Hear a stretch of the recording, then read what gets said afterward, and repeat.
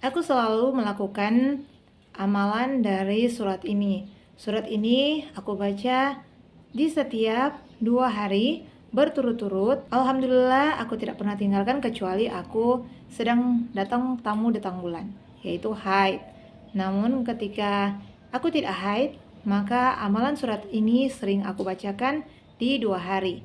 Dan aku pernah merasakan keajaiban yang sangat-sangat luar biasa ketika aku mengamalkan surat ini. Surat apakah ini? Mari kita simak. Hai, assalamualaikum warahmatullahi wabarakatuh. Salam pejuang keajaiban. Hari ini aku akan berbagi seputaran kisah aku tentang keajaiban surat yang aku amalkan selama 2 hari berturut-turut. Seperti yang telah dijanjikan Al-Quran bahwa barang siapa yang membaca surat hari ini, maka kita akan terbebas dari fitnah. Surat apakah itu? Yaitu surat Al-Kahfi. Membacanya di malam Jumat dan di hari Jumat pagi-pagi. Karena surat Al-Kahfi kan tidak bisa dibaca lewat dari waktu asar. Jadi aku membaca surat ini. Dan aku amalkan terus-menerus sampai suatu hari ada keajaiban yang aku dapatkan. Namun sebelum itu, sebelum lanjut ke kisah aku, bagi teman-teman yang ingin mengirimkan testimoni, keajaiban apa saja bisa kirim ke nomor WA aku 082195054507.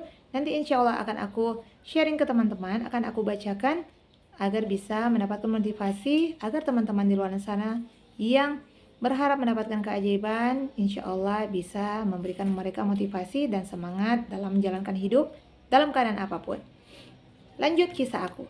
Kali ini aku akan berbagi tentang keajaiban surat Al-Kahfi yang aku rasakan.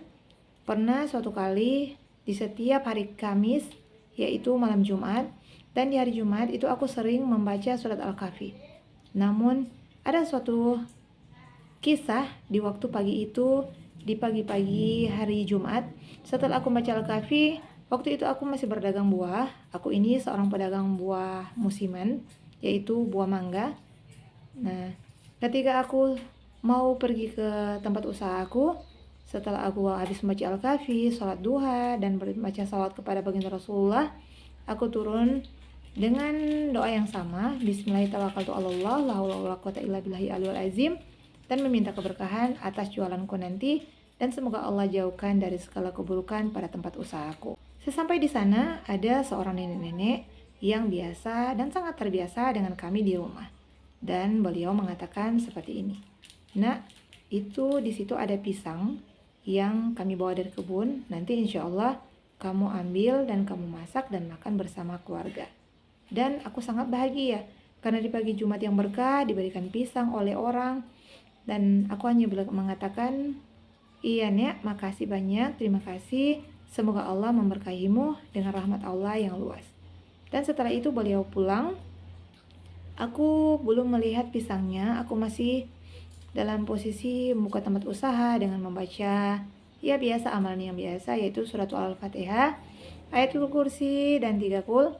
Dan aku membaca salawat kepada baginda Rasulullah dan membuka tempat usahaku dengan doa, "Ya Allah, mudahkan dan lariskan daganganku hari ini, dan jauhkanlah kami dari kejahatan orang jahat dan orang gila."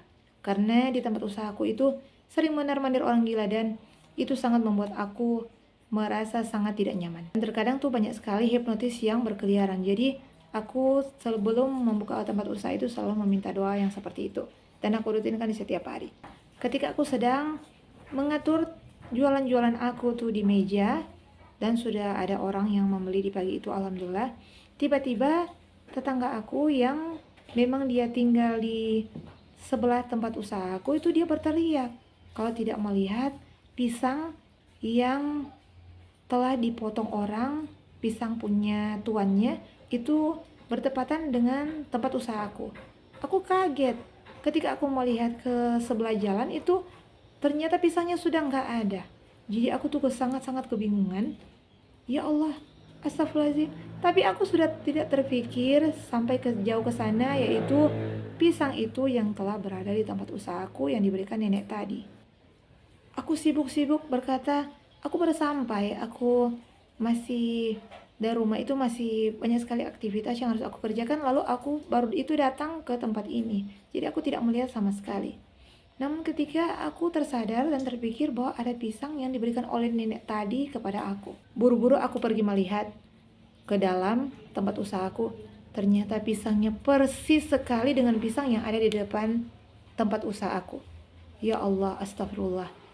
Mungkinkah ini pisangnya? Dan aku itu benar-benar merasa sangat-sangat tidak. Dan kalian tahu ternyata itu adalah pisang yang ada di depan tempat usahaku yang tadinya mungkin sudah rubuh, dan beliau itu telah memotongnya karena mungkin pikiran beliau itu nanti pisangnya bisa mubazir karena sudah ada yang tua.